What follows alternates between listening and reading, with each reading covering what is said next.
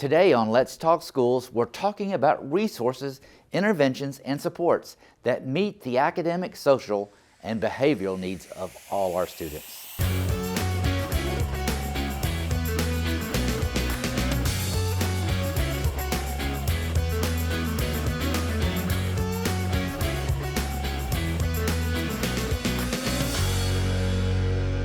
Hello, I'm Mike Looney, the Superintendent of Schools here in Fulton County. Thank you for joining another session of Let's Talk Schools.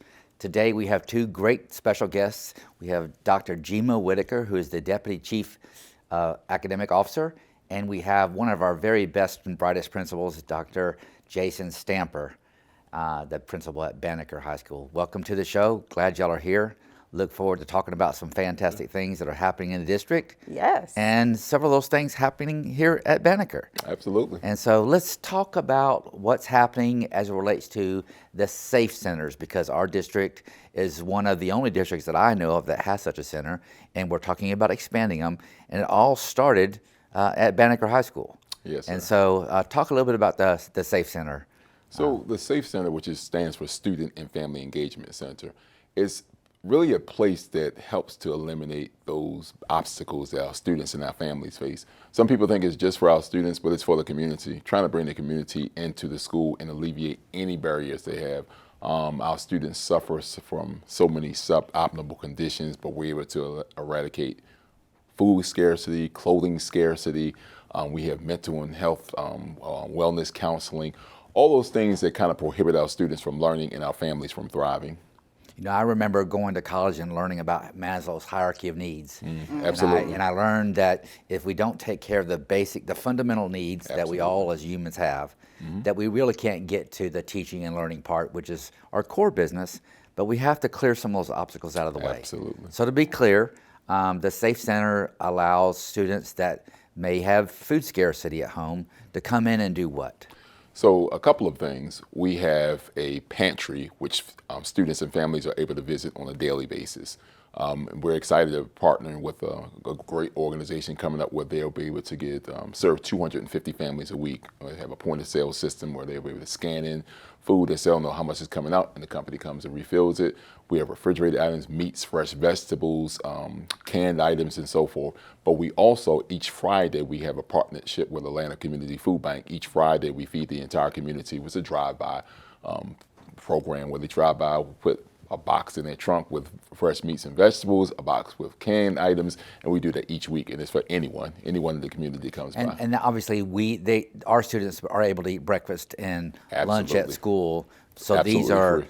Evenings, weekends, times when school is not in session. Absolutely. Is that correct? Absolutely. We're looking at starting a backpack program as well, which a backpack program the students, it's a company we partner with, and they bring their backpack to school, and on Monday, we fill it up for them on Friday to leave with food for the weekend and help them through the weekend. And when they get back, fill up the backpack for them for the next week. And that kind of gets them through, so they get the free lunch and free breakfast throughout the week. Their family able to get food on a daily basis on Fridays, as well as we have the backpack program. Okay. Do students have to do anything in particular to qualify, or is it no questions asked if No you questions need food? asked. One of the things we don't want to do with our students, we don't want to make it a point of embarrassment that they have to think that they have to, come and sneak and ask. It's available to anyone, no questions asked, and it's really well received by our parents, our students. Our parents ask for it all the time, and they're like, we really need it, and there's nothing embarrassing about it because that's what we're there for. The school has to serve as not just a place of education, but somewhere holistic where we can serve our community and eliminate those barriers again with our students and our parents and community. Okay, so hunger is not going to be a problem. No. And we also have opportunities for students to get clothes? Yes, sir. So we have, which is kind of great, and I talk to Dr. Whitaker all the time. Every time she comes down south, she comes with 2 big bags. I don't know where she gets all these clothes from.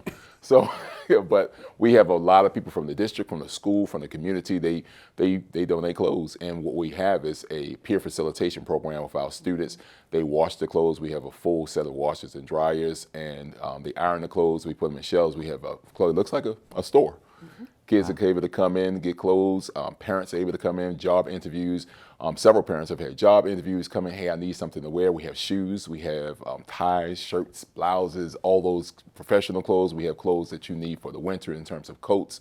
So again, eliminating all those barriers that may be prohibiting them. And if anyone has anything to donate, we give them a receipt, and they can do it for tax write-off. So bring your clothes down to Banneker High School. So Dr. Whitaker, Principal Stamper was talking about donations. Yes. Is this program funded by the school district, or are the resources acquired through donations specifically?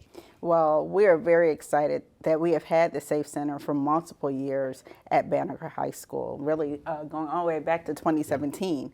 But now we have the opportunity to expand it through the America Rescue Plan funding. And so we are redesigning Banneker High School and also expanding at Tri-Cities High School and also North Springs High School. And so it is a combination, one of the funding through America Rescue Plan, but then also our partnerships with various organizations help to provide what would be all of the different amenities that he has spoken of. I'm very excited.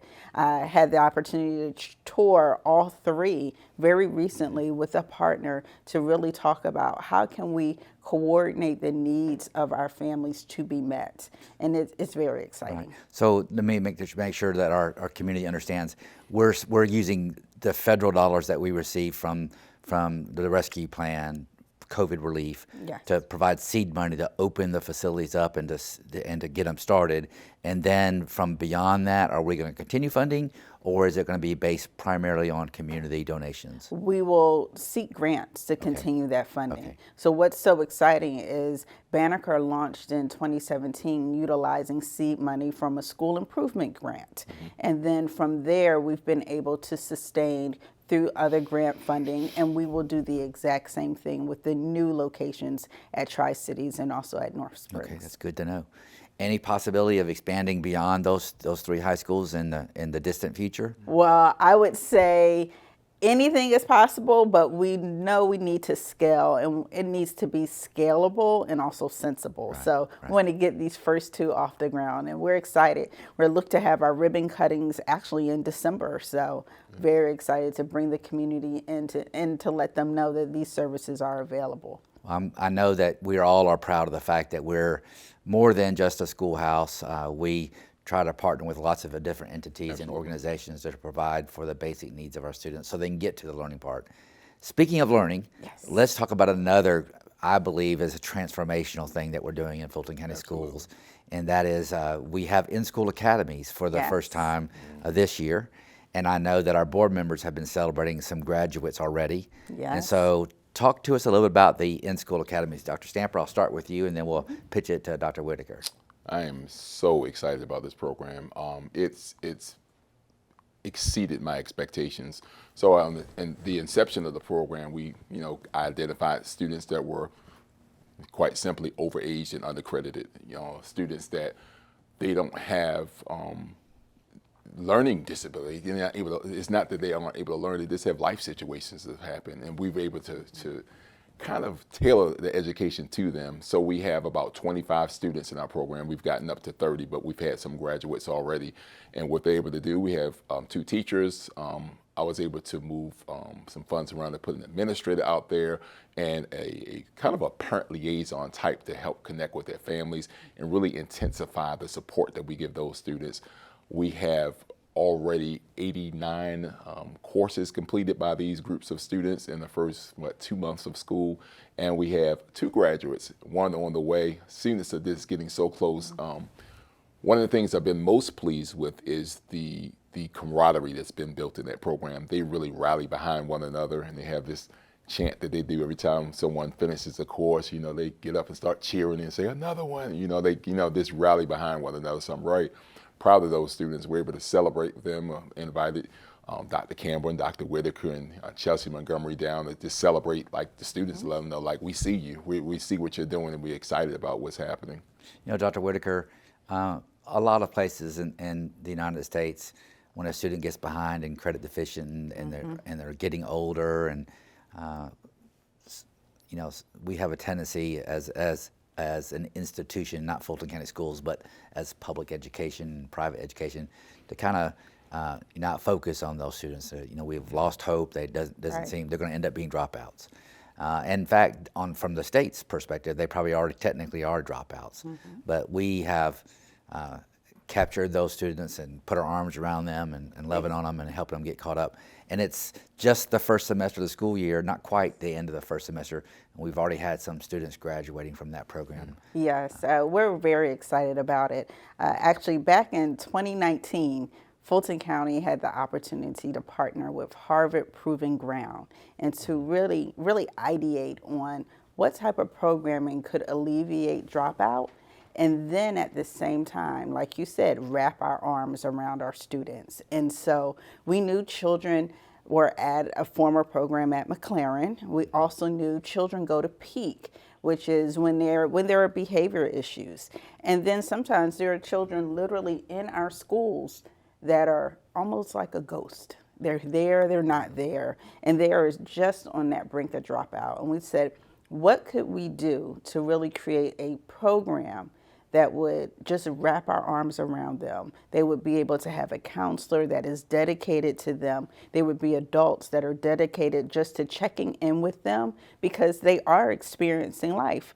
Sometimes they're already working due to the needs of their families. Right. And so how can we create that type of programming? And I will say it's about ideation to implementation, and Absolutely. That's what we see here. And I love the fact that we have graduates already from Banneker. We also have had them from other high schools. So they are in our 5 traditional comprehensive high schools in South Fulton.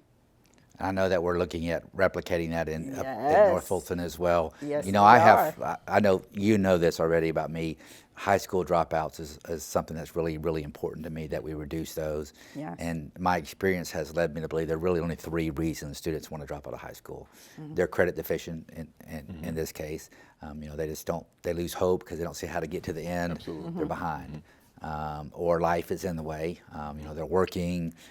There's just circumstances beyond their control where they just don't see school as a priority. And then thirdly, school's just not relevant. They don't understand why they're taking Algebra 2 or History 3 or whatever it might be.